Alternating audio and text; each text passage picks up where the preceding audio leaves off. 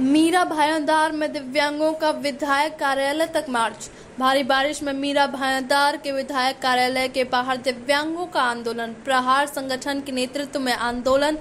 विकलांगों के लिए साहित्य की फंडिंग न करने का विरोध। प्रहार की काजल नायक ने विधायक गीता जैन से लिखित में आश्वासन मांगा था, लेकिन विधायक ने कहा कि मैं शहर में दिव्यांगों को सुविधाएं दिलाने के लिए प्रतिबद्ध हूं। गीता जैन ने कहा कि दिव्यांगों के लिए 10 लाख का फंड स्वीकृत किया गया है।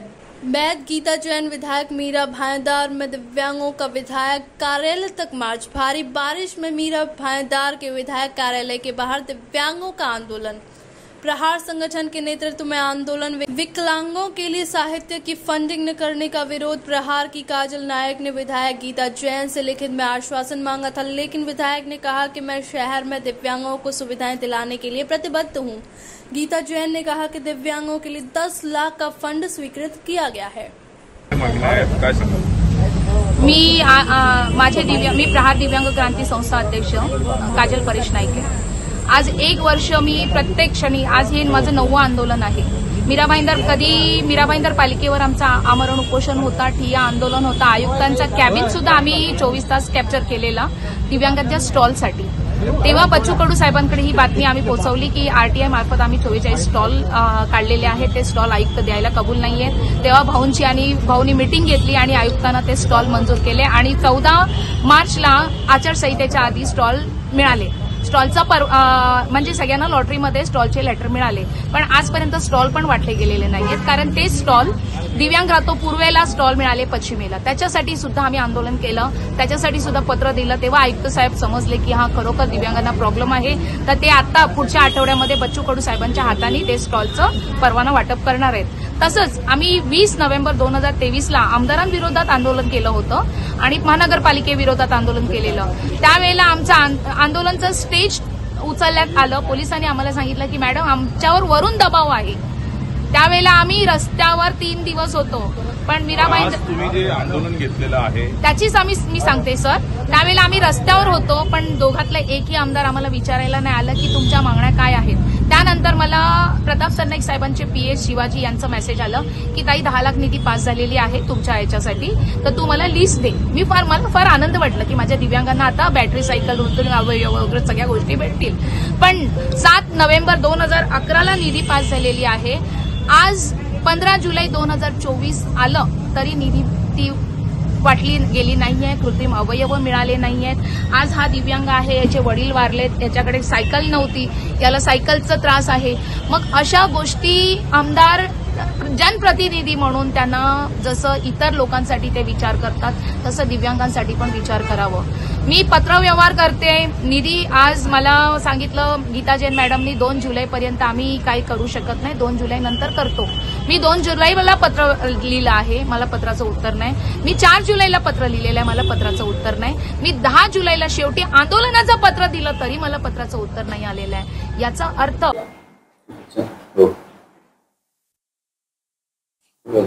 तुमचे ऑफिसचे बाहेर ते काय धरणा देतात, त्यांची काय मागणी आहे, तुम्ही काय तुमचे बोलणं? प्रहारचे काजल मॅडम आणि दुसरे काही दिव्यांग बाहेर बसले आहे आणि त्यांची मागणी आहे की तुम्ही दिव्यांगासाठी निधी आंबटित करा। मी त्यांना पत्र दाखवलं की माझी निधी मंजूर होऊन आली आहे आणि लवकरात लवकर त्या निधीच्या मंजुरीप्रमाणे आम्ही अवयव सांगा किंवा व्हीलचेअर सांगा किंवा ज्यांना जे जरूरत आहे त्याचं वितरण करणार आहोत। तर ते ऑलरेडी म्हणजे त्यांची मागणी आहे ते ऑलरेडी काम झालेलं आहे, पण आता पण ते तरी हट्ट करून बसल्यात की आम्हाला असं लिहून पाहिजे तसं लिहून पाहिजे।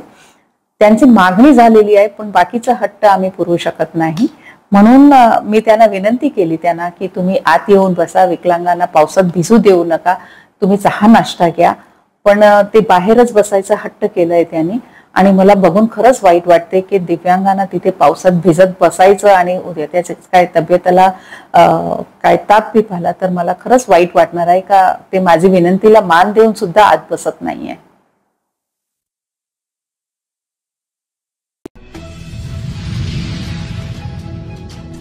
तलौजा जेल में सीसीटीवी कैमरा सिस्टम का किया गया उद्घाटन। अतिरिक्त पुलिस महानिदेशक और महानिरीक्षक जेल और सुधार सेवा को लेकर अपर पुलिस महासंचालक अमिताभ गुप्ता द्वारा नवी मुंबई के तलौजा जेल में सीसीटीवी कैमरा सिस्टम का उद्घाटन किया गया। साथ ही जेल की बैरकों में कैदियों की गतिविधियों पर नजर रखने के लिए 451 सीसीटीवी कैमरे लगाए गए हैं, जिनमें से 331 सीसीटीवी हैं कैमरे और सिस्टम आज चालू कर दिया गया है। अतिरिक्त पुलिस महानिदेशक अमिताभ गुप्ता ने बताया कि सीसीटीवी प्रणाली AI से जुड़ी है, इसलिए जेल प्रशासन को किसी भी संदिग्ध गतिविधि के बारे में जानकारी मिल जाएगी।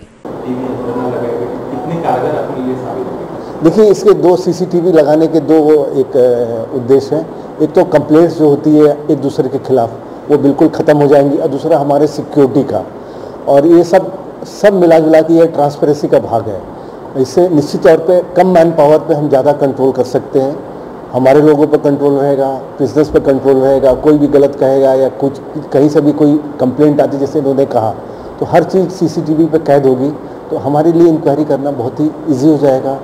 बिजनेस को भी मालूम होगा कि उनकी हरकतें सीसीटीवी पे कैद हो रही हैं, तो वो भी कुछ गलत करने से पहले 2 बार सोचेंगे।